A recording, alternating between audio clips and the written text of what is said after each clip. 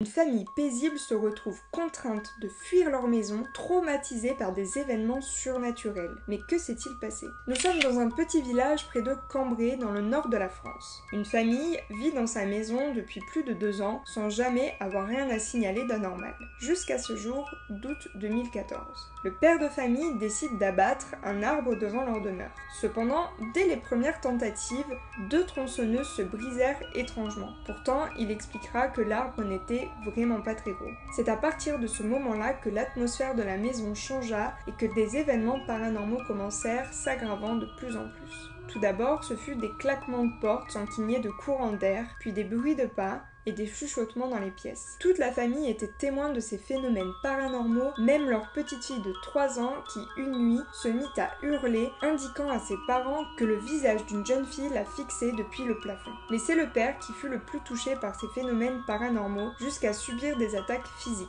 Une nuit, il se leva et aperçut dans le couloir une énorme masse sombre immobile. Traumatisé, il expliqua qu'il resta figé dans son salon plus d'une demi-heure sans jamais avoir osé en parler à sa femme. Un matin également, il découvrit sur son torse une trace de main, puis une autre fois, ce fut un gros bleu sur le bras qui formait le chiffre 6 ou 9.